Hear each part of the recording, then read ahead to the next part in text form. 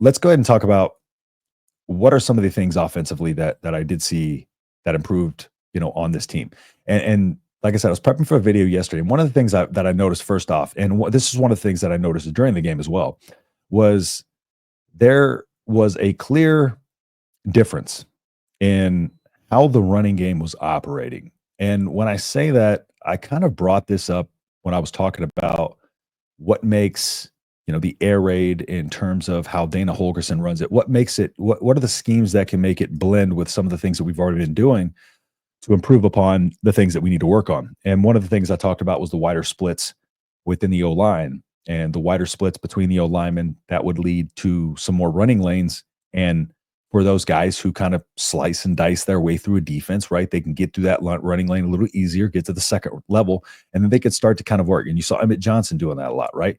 One of the things that I noticed when looking at the run breakdown of where we ran the most, we ran Emmett Johnson the most to the outside, naturally, and Dowdle up the middle, right? So for once, for probably the first time this year, I saw purpose and intent on the running back rotation. It didn't seem random, okay? Now, with those splits, I said our line would have to do a better job, and it would be a little bit harder on them in terms of being able to kind of get over and do your combination blocks, your dual blocks, things like that. But the offensive line looked really, really good this week. And I'm going to dive in. Let me just go ahead and pull that up for you here, because I'm going to show you just real quick on PFF here, just kind of how that graded out in terms of just our offensive line and the difference in what we saw. So let me pull this up on the screen for y'all here. And so you'll notice right here is you have your pass block numbers. So if we sort those, right, by top performances, week 3, Northern Iowa, and then week 12 at USC. So our second best performance in terms of pass blocking, week 1 versus UTEP, week 10 versus UCLA. But also by the time we had started throwing the ball, we were already down 27-7 at that point. So, and special teams, right? You saw special teams 87.7 here. So, pretty good in terms of overall grade. Now, the passing grade and the receiving grade still need work, but the blocking finally looked like it was there. And that's something to build off of, right? That's something you can grow from. Now, moving into a little bit more of the detailed stuff, let me go ahead and go to Raiola's kind of performance.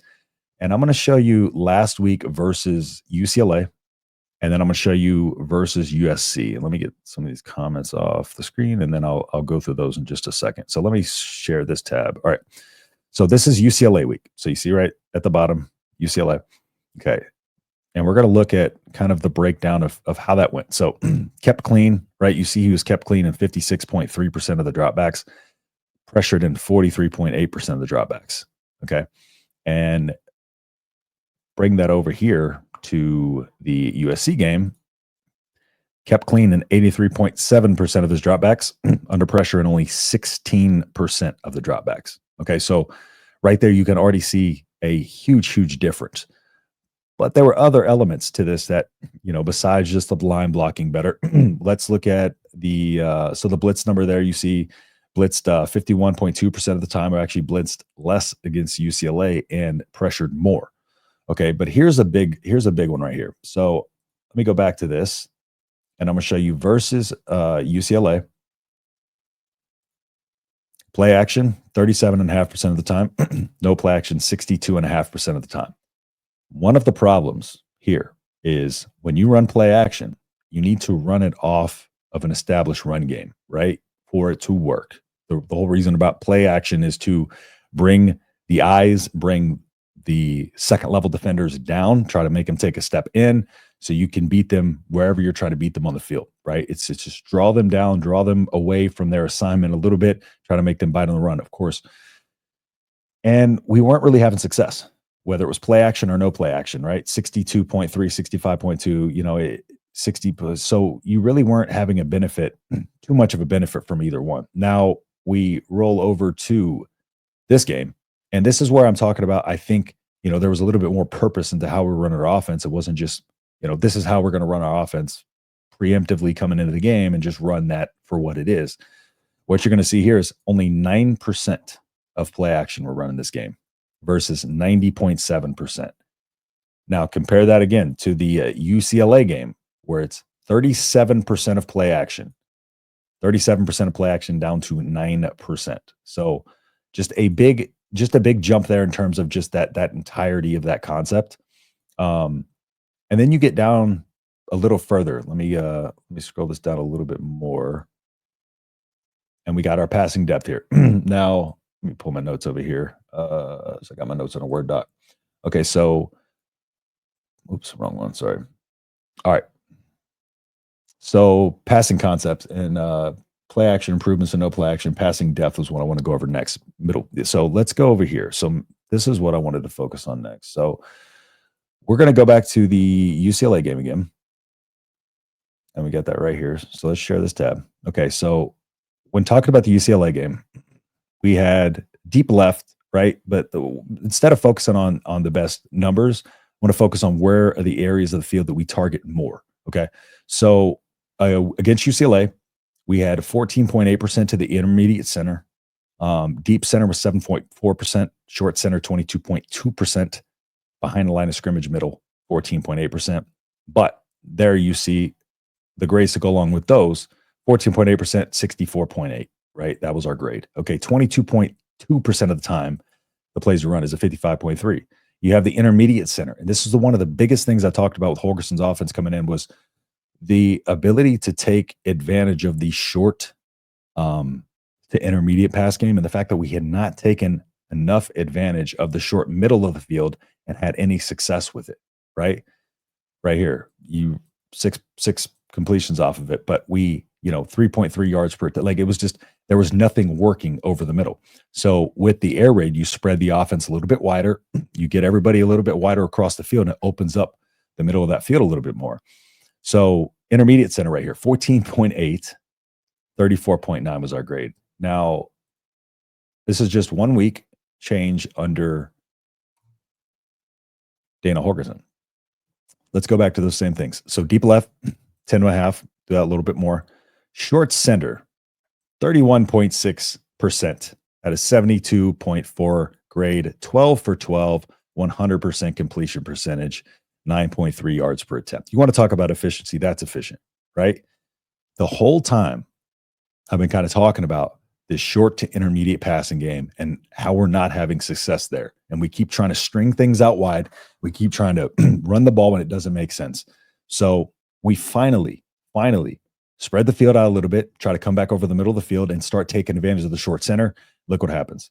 Then look what happens to the intermediate center, right? Run it less. We bring all those intermediate passes down to the short middle, but that improves as well, right? And then behind the line of scrimmage, center, 62.3, 8 for 9. A couple of those Janiron Bonner plays were classified under that. So you see right here, just attacking the middle, and he tried to set up the deep left. Only 1 for 4 there, but that deep passing game will come as time goes along. But right there, you can see just the overall improvement and just that one thing, and just the concept difference. And we talked about it wasn't going to be one of those things where Holgorsen was going to come in and completely install his air raid offense. But this is kind of what I knew could happen in this is the fact that he has the ability to come in and just tweak certain things and say, I want to attack this part of the field more. I want to attack these players more. I want to, there's more strategic elements at play as opposed to Satterfield. I feel like just had a game plan in his mind that he wanted to call when he come into the game. And it just didn't work. People were caught onto it, which is similar to Wisconsin, which we're going to get into it a little bit here. And then when talking about just kind of how the depth of target, the average depth of target, and what we were looking at in terms of if we go over to the USC game, the UCLA game. So you'll see right there for the USC game, deep 20 plus yards is 18.4% of the time. Against USC, it was 14.8. You have the medium, which is 7.9% of the time. Okay. It was 22.2% of the time under Satterfield. And the grade was 45.2. Okay. So, that's our lowest graded part of the field we're throwing to. Why do we continue to throw there? All right, let's move down to short. It went from 29.6 to 39.5. Okay. And you see the efficiency difference right there. Whereas last week against UCLA, that short part of the field, 4 for 8, 50%, 20 yards. This week, 14 for 15, 116 yards, 7.7 yards per attempt. And behind the line of scrimmage, 14.8 to 31.6% of the time.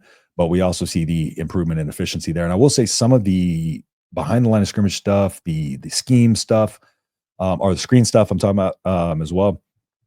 The elements of the new kind of Holgorsen offense and the air raid offense, we saw elements of those screens in the first half. And then as the second half went on, we got to some of those similar screens that we saw that were kind of getting blown up. But of course, as time goes on and he has more time to work with those perimeter blockers, I think those things will clean up, because that's something he did talk about today as well. So again, big improvements there in terms of that. Now let me dive into some of y'all's comments here. Let's see. Listen to coaches today. I still see we're heading in the right direction. It's unique on offense, but needed, and I'm optimistic we get 2 to 3 wins in a row. Yeah, and if I had to pick a week where I think Nebraska's, you got Wisconsin, who just fired their offensive coordinator coming off of last week's game against Oregon. But the problem is they still have Braden Locke at quarterback for them. And like I said, I'll dive into that a little bit, kind of give you an idea of what their offense was and what it's going to become. We did get a super chat here. Mike, man, thank you, Mike. Appreciate you as always, brother. Any thoughts on who the young player is Holgorsen mentioned today? Also, I love him calling out players and coaches. Yes. I've seen somebody say Quinn Clark. I think it could be a number of players. And a part of me wonders, like, if I had a little bit more information, like, is it somebody because it could be Jalen Lloyd, it could be Carter Nelson. It could be somebody we haven't seen yet, right? Those type of things. But I think part of me thinks potentially it's Jalen Lloyd too. I'm between Lloyd and Clark, but yeah. So, but it's good that we're hearing that. Good that we're seeing that, right? Like, because we've called this out. Like, we've seen players that, like, why isn't this guy getting an opportunity? Why isn't this guy getting an opportunity? And this is, part of what I talked about that I like with Rule was the fact that he doesn't play favorites with players, right? But that doesn't mean his staff wasn't. And so if Holgorsen's coming in saying he's kind of saw some of this stuff in his week in here, then that means there was some of that going on. And that was the problem under Frost. Frost really liked the guys that he liked. And I think one of the few players that he benched was Lamar Jackson. And we know Lamar Jackson was the highly touted, recruit. And, he benched him, and then Lamar Jackson just ended up playing his tail off, and ended up making a great career playing in the NFL, now. So it's one of those things. It's like accountability works, but you got to make it happen. And that was one of the things I don't think Frost did very well, right? He didn't hold his players accountable. And we've been working a little bit more towards that accountability. And it looks like Holgorsen's finally at that point where he's like, he comes from the Mike Leach coaching tree. If y'all know Mike Leach didn't pull any punches. That man told it like it is. He didn't care. That was what made him so special, right? Holgorsen's similar. He's not quite Mike Leach. We'll never have another Mike Leach. I don't want to say that because Mike Leach is one of one, right? But Holgorsen is still kind of one of those no-nonsense coaches that I feel like you need, especially in a group of young men. And coming into college football is a lot of egos, right? And you need somebody who's going to be able to sit there and say, like, no, you need to work on this. You need to work on this. Not just saying like, hey, we got you in here. We're going to let you figure it out. We're going to let you play and figure it out. There is an element of that, but at a certain point, you gotta tighten that rope up and say, hey, we're giving you opportunity after opportunity. You either show it or you get off, show it or get off the pot. That type of deal. So Mike, again, thank you so much, man. Appreciate you. Super chats are always welcome. Helps me out a ton. So thank y'all. Wisconsin about to wreck Dylan after he predicts a win against them. It's almost nice in a way though, to just kind of hear that confidence. It's good to hear it. I need to see, we all need to see it on the field, not just me. I've been watching Nebraska football since 1979. I feel at very least curious about Holgorsen coming in. I remember when people thought Leach went to Texas Tech and no one thought he would do anything. Yeah. And I think the biggest part about the air raid is the misconception that it hasn't or can't develop as time goes on, right? We think of air raid and it's this one kind of you know, one vision in a lot of people's heads of just throw. Like we don't run the ball, we're throwing the short passing game to run the ball.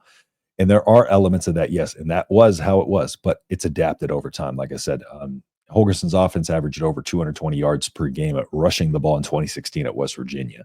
So, it's adaptable. He has adapted it. And I think this kind of blend of him being in here with some of these coaches that, run, maybe bigger personnel, your 12 personnel, 22 personnel, like that type of deal, combined with that air raid, I think can make somewhat of a pretty solid, balanced offense as well.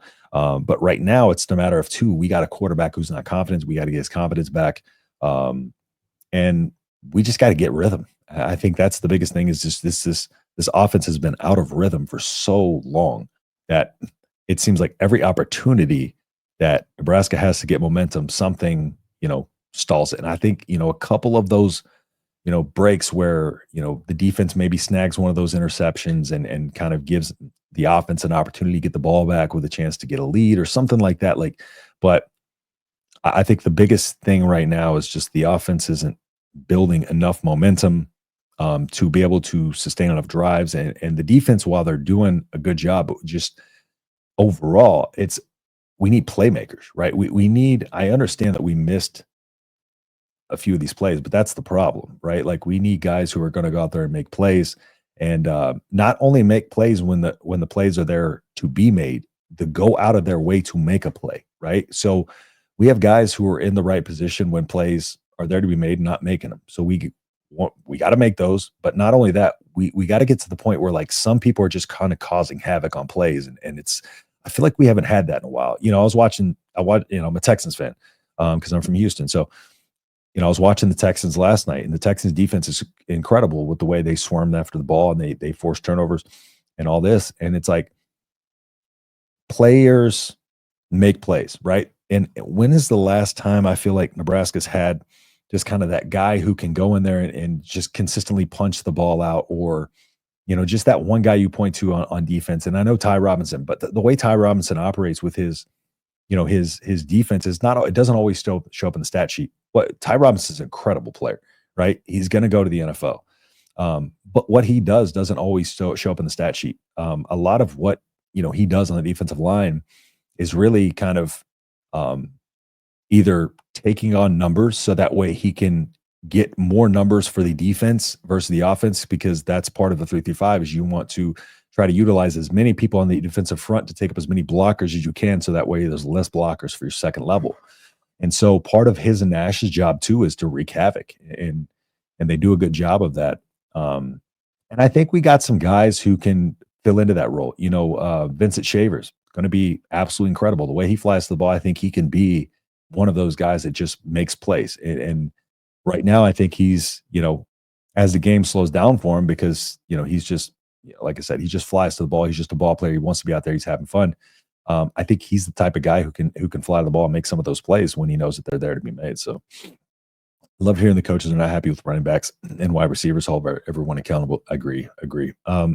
It's the running backs. We have flashes at times, but again, there was no rhyme or reason to the running back rotation. We haven't seen Gabe all season, basically. Ramir, is in and out. Emmett wasn't there early, but is there now. Dowdle's kind of been the consistent piece throughout, but even when he would get rolling, it seemed like we'd substitute him out for whatever reason.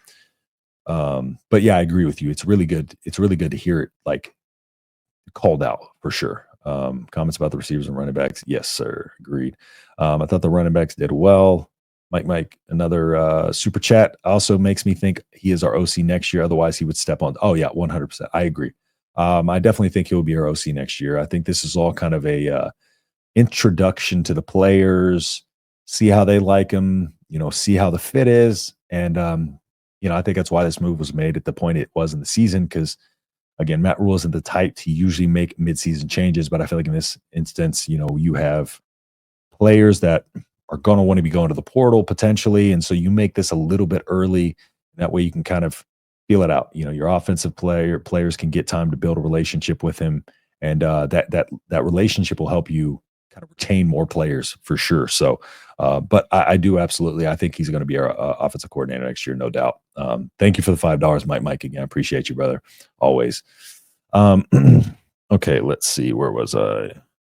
Loved Holgorsen's comments, but let's see if the running backs did well. The receivers can't get any separation though, and part of that, the running backs did better. Yeah, but I think he wants even more out of them. But yeah, so the running backs did better because they were put in a much better situation. What he was talking about the running backs before was them, not hitting the right gaps, not hitting the right holes and stuff like that, which was happening. Um, and I think they did a better job of that. I think with those wider splits, it makes it a little bit easier to kind of find where you need to go. And I think that's why we saw Emmett making a lot of those guys miss. Like I talked about coming into the season, what I liked about Emmett is he can make guys miss in a phone booth, right? He's got such quick feet. He's so agile, choppy. Like he can be right in front of you and then he can be around you by the time you realize it. And he is a perfect slicing and dicing running back for the type of um, air raid running back that you want when you kind of have these kind of wider splits and stuff like that. And you have your Dowdle as a bruiser who can go in there and that man loves to jump though. I will say that Dante Dowdle was a hurdler, a professional Olympic hurdler in another life, I promise you. But with the receivers getting separation too, that's another part I hope that he's kind of alluding to when he's talking about, some of these other guys should get an opportunity to play in here because a lot of what I'm seeing on film, and not all of it, but a lot of what I'm seeing on film sometimes is laziness in the route running. When you look at when I watch film of an Ohio State or an Oregon, right? More often than not, I see an effort about every single player on that field, whether you're away from the play, whether you're on the play side, to if you're running a route to sell it. If you're on the offside of the play, still sell it, right? That's attention to detail. And I'm not seeing the effort on every single play out of our guys that I'm seeing from some of these other teams when I watch their film. And I think it's the attention to detail. I think it's the desire to be like, when things aren't going well, like I'm going to work my tail off and I'm going to do the best that I can, do my job. And I just, some of that we're not getting. And, I think that's part of what he's talking about, where he wants a fire lit under some of these guys. And I think a lot of his concepts too will create separation for a lot of these guys. Again, because, spreading the offense out wide, you want to get them covering as much grass as possible. And that way it'll open up some windows for and some throwing lanes for you to throw into. So